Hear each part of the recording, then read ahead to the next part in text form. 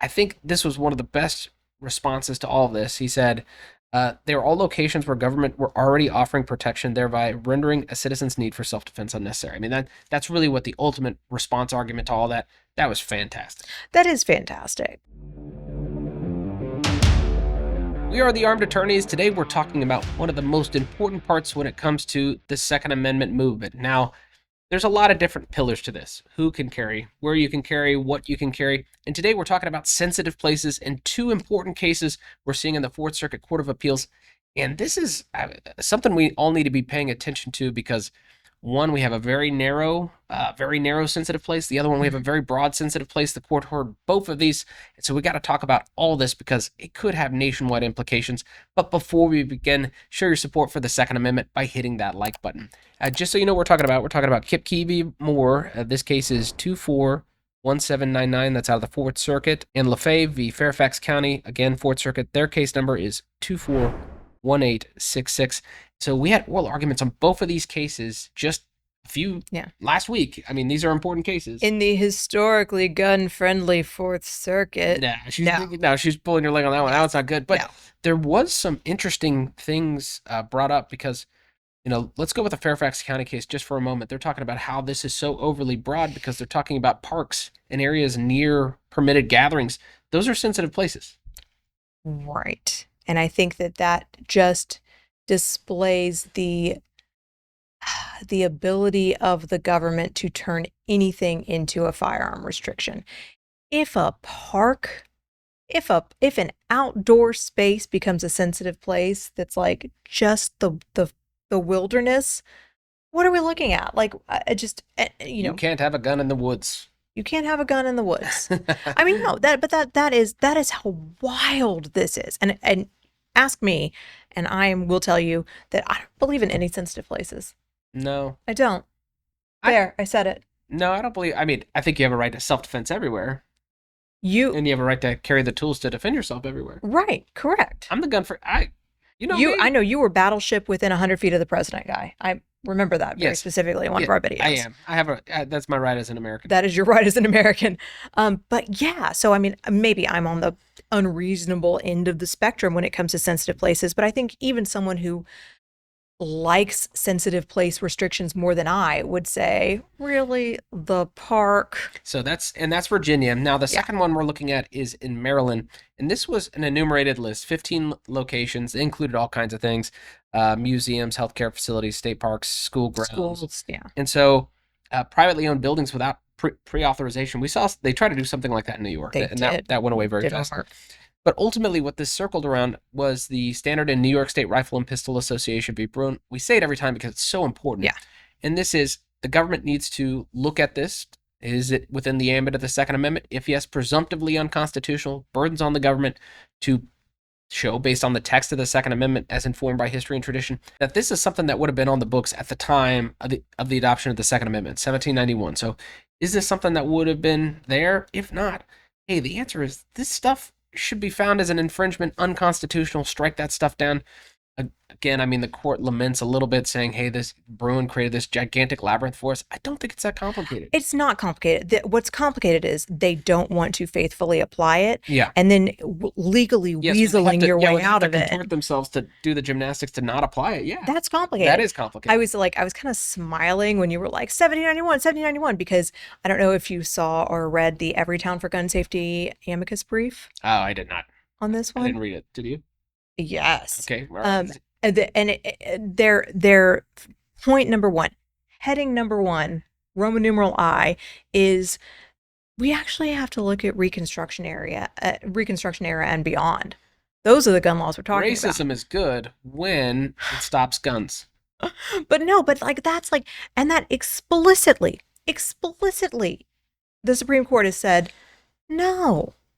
Yeah. No, that's not what we're looking at. But it's that's not even trying to weasel your way through a legal loophole. That's just trying to gaslight the court. Yeah. Don't gaslight the court, counselor.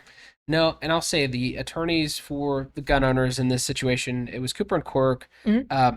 Fantastic. They do a lot of work for a lot of different gun groups. But, I mean, they were trying to, and the judges, because they had the oral arguments on this, they're trying to elicit, hey, what's the common thread? We get this list out of New York State Rifle and Pistol Association v. Bruen. They say, hey, guess what? You can still ban guns in polling locations and, government meetings or the legislature. And so I think this was one of the best responses to all of this. He said, they were all locations where government were already offering protection, thereby rendering a citizen's need for self-defense unnecessary. I mean, that's really what the ultimate response argument to all that was fantastic. That is fantastic. And, I think it's, I don't know if you saw, but I forget if it was the AG I think it was the AG for Maryland was like, well, that just means all we have to do is put a metal detector outside any place and boom, satisfied. It's like, no, that is not in fact what that means. But yes, I thought that shit-eating response aside, I thought was a very, very good argument. Well, and really when we think about, and I like to do this with the law, like, hey, why? And this is a construction. I know a lot of people say like, oh, you don't look at the intent. All right. But when you're constructing the law, you have to think about the reason behind it. And, I especially do this with like rules of evidence, like, because, the purpose of an objection at trial is to object to the question, not the person's answer. Like, I'm not mad at what this person's going to say. And so all of our objections are based on, hey, this would elicit some otherwise admissible evidence. I'm just giving you all an example. But think about the Second Amendment. This is all about us being able to protect ourselves when the government is not in a position to protect us. That's really what this is all about. Yep. Or against the government. Sure. Potentially. Yeah. I mean, that's there too, right? Right. But we're here we're from the government. We're here to help you. Correct. But I mean, I think the good news is I think that oddly enough, gun owners are poised to win in the Fourth Circuit. That's unbelievable. And I've heard other people report that too. And we read through all this, looked at the oral arguments, and I was like, man, that's extremely persuasive. You know that I just uttered an MK Ultra trigger phrase, right? Yeah. Guns are set to win in the Fourth Circuit, just awakened like a bunch of sleeper cells somewhere, because that's one of those phrases that you never utter. Yeah. So we'll see what happens with that. Yeah, but I think we want to parlay in just a little bit efforts in Texas for the same thing, sensitive places. And this is stuff that, hey, look, you can get with your lawmakers, and this is the kind of stuff, I think the way to attack them, these lists, think about what's happening in Maryland, getting big 15 location lists struck down in a single court case, very unlikely. But what kind of strategy should you employ in your state? Well, there's two things that we have going on. The first one I wanted to talk about was HB 4201 by Schatzline. And this had to do with, hey, guess what? We're opening up all these, what would otherwise be prohibited places to license holders. To license holders, right. Which is, I mean, there would be no such thing as a gun-free zone to a license holder, basically, on the state level under that bill, which is great. Great. I'll take it. Baby steps might not be as free as many of us would hope our gun laws to be, but I'll take it. I'll take a baby step. Yeah, so if you're a Texan and you're excited about that idea, make sure to contact your lawmaker, let them know. The other one I wanted to talk about just very briefly is HB 4818. This is by Briscoe Cain, fantastic lawmaker. And this might be the intermediate step before we get to that previous proposal, which is the enhanced LTC. And we've mentioned it in a previous video. Man, I kind of like that too. Yeah, I mean, the same deal.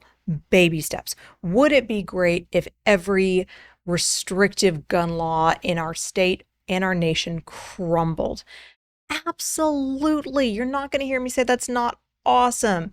Do I like to move the ball forward regardless? Yeah. Yes. I'm not going to complain about that. I'm going to fight for big stuff, but I'm not going to complain about steps forward. Yeah, and it's a phrase that gets thrown around, the legislature all the time, sacrificing the good for the perfect. And that's the thing. Don't do that. That's not how laws get made. Nope. Unfortunately, obviously we'd want it. That's the way we'd want it. Yeah. I don't want there to be any confusion about it.